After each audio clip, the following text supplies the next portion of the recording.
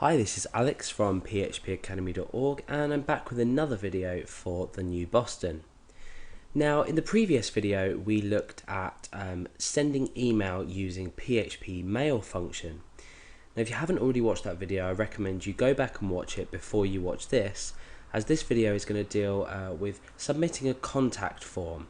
So for example, you've seen websites where you have a contact us page, and you fill in your information and you click the submit button.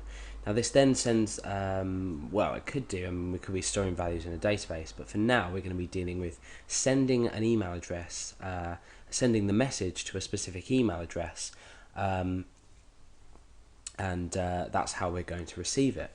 So the first thing that we're going to do is we're going to create our form. So let's go ahead and say form action equals something and method equals something, and then we end with form. So the form action is going to be index.php, so we're going to be submitting back to the same page. This is going to submit it in post data, so we're going to submit a large amount of data that we don't want to be shown in the URL bar, so we use the post method to send the data in our form. So let's go ahead and set up the form before we start processing our script, or inside PHP. So the first field I'm going to create is name, and and I'm going to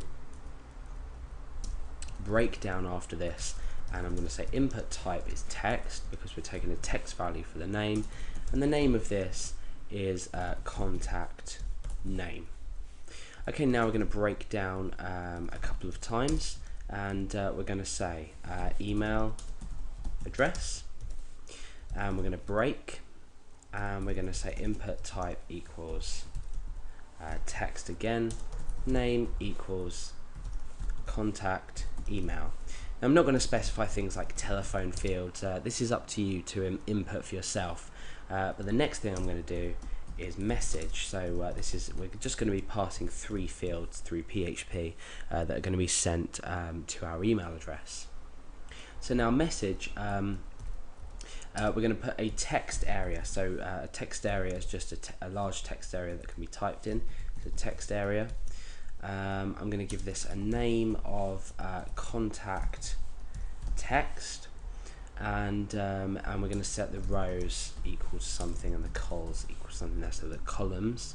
So we've got 6 here and say 30 here. That should give us a large enough space to submit our data. So we're going to go on the presumption that all of our fields are required by this contact form. So obviously you can chop and change, and within PHP we can make the relevant checks. But for now I'm going to do a couple of breaks down, and I'm going to create our submit button. So it's a type submit, and the value is going to be send. So let's go ahead and save this page, and we can preview this in our browser. So I'm going to refresh the page, so you can see we've got a pretty standard looking contact form. Now it's obviously up to you to change the design of this. You can obviously implement CSS if you know how, pop this into your own design. So for now I'm just starting with the most basic layout.